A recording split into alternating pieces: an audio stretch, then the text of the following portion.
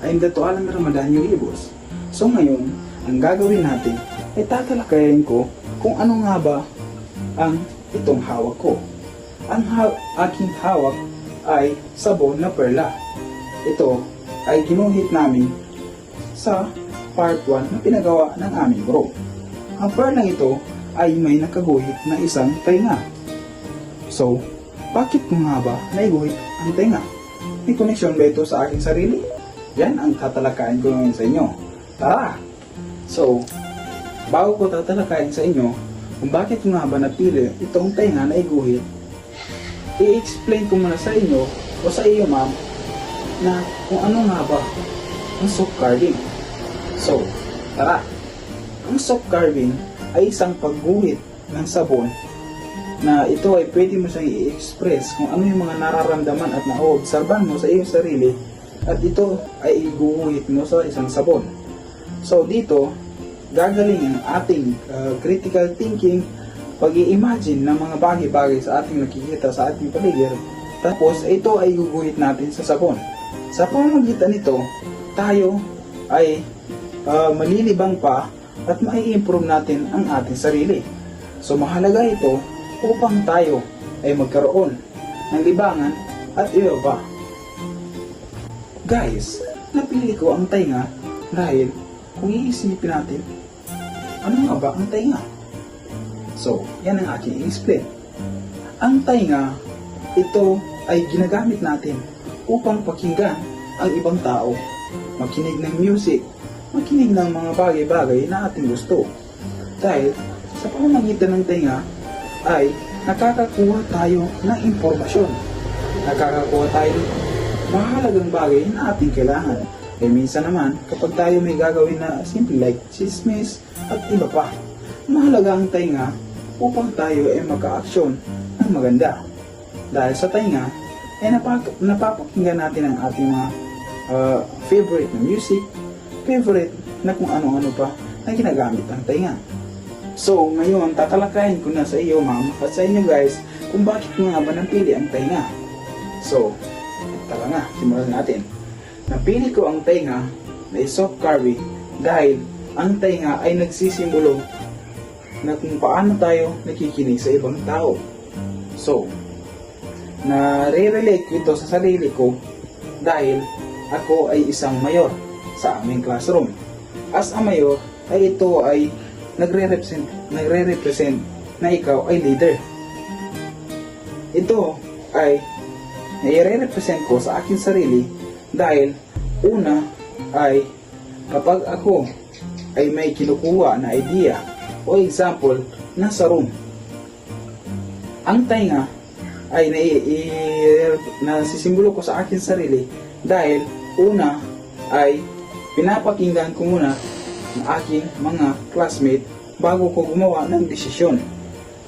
Pangalawa naman, nare-relate ito sa aking personality dahil ang tainga ay nagsisimbolo rin ito ng pagiging ma-observe.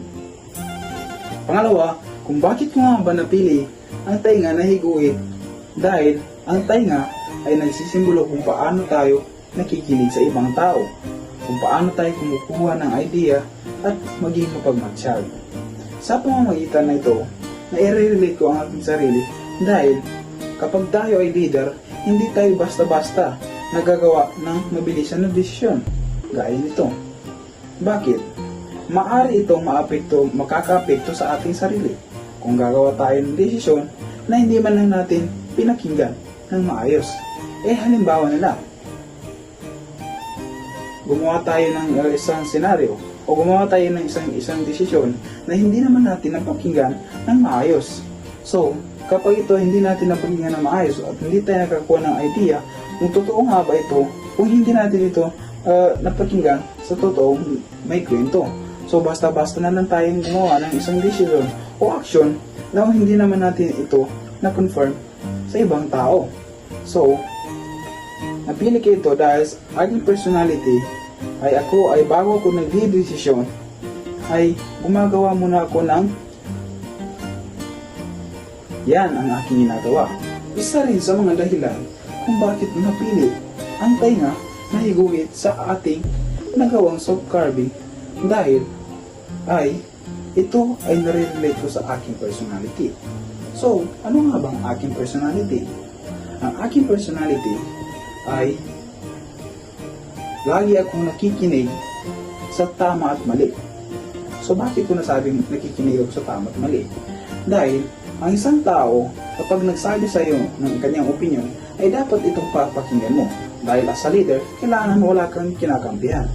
So, pinapakinggan ko ang tama upang makuha ko ang kanyang punto. At pinapakinggan ko naman si mali upang makuha ko rin ang kanyang punto. At ang isa sa pinakabagay na aking ginagawa sa tainga na sa makukunik ko sa aking sarili ay gumagawa ako ng plano ko upang maayos si mali at tama at maging sila ay bati na. Pinakapinupunto ko kung bakit nga ba napili ang sabon na iguhit dahil ito ay nare-relate ko talaga sa aking personality. Bakit? As a leader o isang mayor sa aming classroom ay before ako gumagawa ng aking mga bagay-bagay na gagawin ay hindi ako basta-basta nagagawa ng aksyon kung hindi ko ito mapapakinggan. So ganun ako na tao. Hindi ako gumagalaw o hindi ako basta-basta gagawa ng isang aksyon kung hindi ko muna ito may clarify sa ibang tao. So, dahil ako ay nakaranas na sa pagiging leader ng ilang taon, ay nare-relate ko ang tainga na to sa aking personality dahil mahalaga sa isang tao na papakinggan niya muna ang totoong kwento o totoong nangyari bago siya gagawa ng aksyon. So, sa pamamagitan ng tainga na ito, talagang nai-relate ko ang aking sarili dahil ganun ako na isang klase ng tao. Makikinig bago gagawa ng isang action.